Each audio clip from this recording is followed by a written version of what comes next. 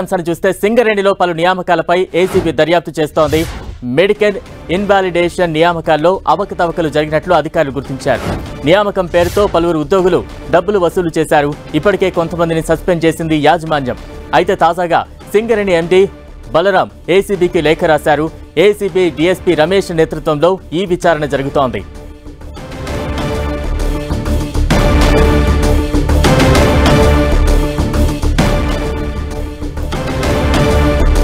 సింగరేణిలో పలు నియామకాలపై ఏసీబీ దర్యాప్తు చేస్తోంది. మెడికల్ ఇన్వాలిడేషన్ నియామకాల్లో అవకతవకలు జరిగినట్లు అధికారులు గుర్తించారు. నియామకం పేరుతో పలువురు ఉద్యోగులు డబ్బులు వసూలు చేశారు. ఇప్పటికే కొంతమందిని సస్పెండ్ చేసింది యాజమాన్యం. అయితే తాజాగా సింగరేణి ఎండీ బలరాం ఏసీబీకి లేఖ రాశారు.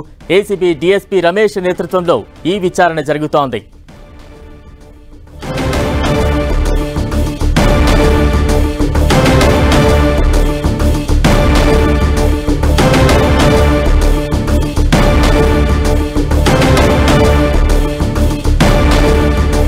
ఏసీబీ దర్యాప్తుపై మరింత అప్డేట్స్ మా ప్రతినిధి సతీష్ అందిస్తారు. సతీష్, సింగరేణిలో నియామకాల పైన సింగరేణి సిఆర్ఎండి ఇటు ఏసీబీ అధికారులకు ఫిర్యాదు చేయడం జరిగింది. ఈ ఫిర్యాదు నేపథ్యంలో ప్రస్తుతం అయితే ఏసీబీ అధికారులు మెడికల్ బోర్డు ద్వారా ఏవైతే నియామకాలు జరిగాయో నియామకాల పైన ప్రస్తుతం అయితే విచారణ కొనసాగిస్తున్నారు. ప్రస్తుతం అయితే సింగరేణిలో 2018లో మెడికల్ బోర్డు ద్వారా అడ్మిట్ అయిన వారికి ఉద్యోగాలు కల్పిస్తున్నారు. ఇప్పటి వరకు మెడికల్ ఇన్వాలిడేషన్ ద్వారా దాదాపు 16,000 మందికి ఉద్యోగాల కల్పన జరిగింది. సింగరేణిలో మెడికల్ అసిడ్ ద్వారా ఉద్యోగాలు పొందిన వారి పైన కొంత విచారణ చేసే అవకాశం మాత్రం ప్రస్తుతం అయితే కనిపిస్తుంది. ఎందుకంటే సింగరేణిలో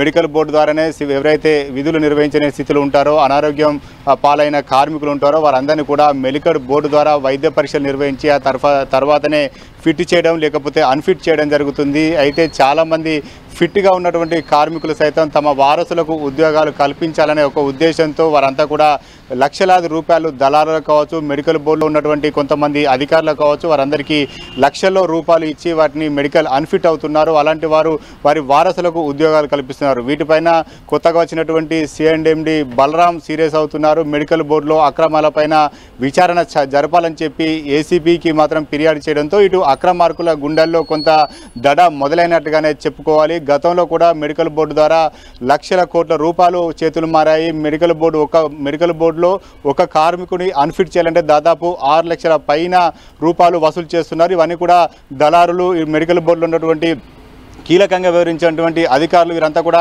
పంచుకోవడం జరుగుతుంది. అలా పంచుకోవడం ద్వారా దాదాపు కోట్లాది రూపాయలు మెడికల్ బోర్డు ద్వారా ఆర్జించినటువంటి అధికారులు కూడా అక్రమంగా ఆర్జించినటువంటి అధికారులు కూడా ఉన్నారు. వారందరిపైన విచారణ చేసేందుకు ప్రస్తుతం అయితే ఏసీబీకి రంగంలోకి దిగింది. గతంలో కూడా మెడికల్ బోర్డు పైన చాలా అవినీతి ఆరోపణలు వచ్చాయి.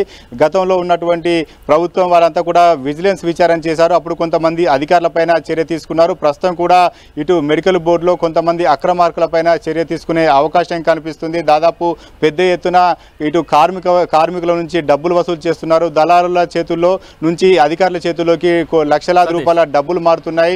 సాధారణంగా మెడికల్ బోర్డు అనేది కార్మికుడు పని చేయలేని స్థితిలో ఉంటేనే మాత్రం ఆ కార్మికుని కుటుంబాలు ఉన్నటువంటి వారసుడికి ఉద్యోగం కల్పిస్తారు. కానీ ఫిట్గా ఉన్నటువంటి కార్మికులను కూడా అన్ఫిట్ చేస్తున్నారు. అన్ఫిట్ చేస్తూ లక్షల రూపాయలను వసూలు చేస్తున్నారు. వీటన్నిపైన కొత్తగా వచ్చినటువంటి సిఎండి బలరాం ఫోకస్ చేశారు. సింగరేణిలో నియామకాలు ఏ విధంగా జరిగాయి, అవి సక్రమంగా జరిగాయా అక్రమంగా జరిగాయా అని తేల్తా అని చెప్పి ఏసీబీని కోరడం జరిగింది బలరాం. సతీష్, అంటే ఏసీబీ దర్యాప్తుకు సంబంధించి సింగరేణి కార్మికులు ఏ రకంగా రియాక్ట్ అవుతూ ఉన్నారు? మరోవైపు ఏసీబీ దర్యాప్తులో ఎవరెవరిని విచారించే అవకాశం ఉంది?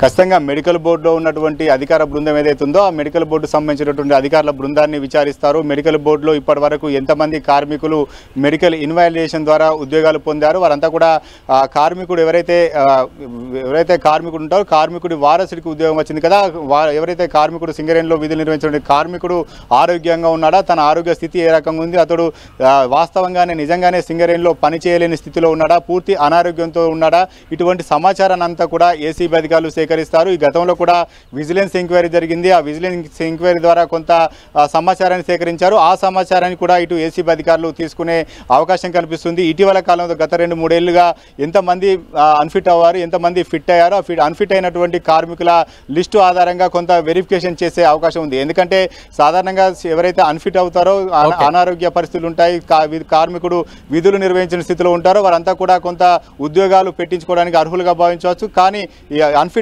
డబ్బులు పెట్టి అన్ఫిట్ అవుతారో వారిపైన మాత్రం ఖచ్చితంగా చర్యలు తీసుకునే అవకాశం కనిపిస్తుంది. ప్రస్తుతం అయితే కొంత కార్మిక వర్గాల్లో కొంత టెన్షన్ మాత్రం నెలకొంది. దళారులను ఆశ్రయించి ఉద్యోగాలు పొందిన వారిపైన విచారణ కొనసాగుతున్న నేపథ్యంలో కొంత కార్మికులు వర్గాల్లో కూడా టెన్షన్ మొదలైంది. కార్మిక వర్గాలే కాదు, ఇది మెడికల్ బోర్డులో ఉన్నటువంటి అధికారులు కావచ్చు, అక్కడ ఉన్నటువంటి స్టాఫ్ కావచ్చు, వీరంతా కూడా ప్రస్తుతం అయితే ఏసీబీ విచారణతో వారంతా కూడా కొంత ఆందోళన వ్యక్తం అవుతున్న పరిస్థితి కనిపిస్తుంది.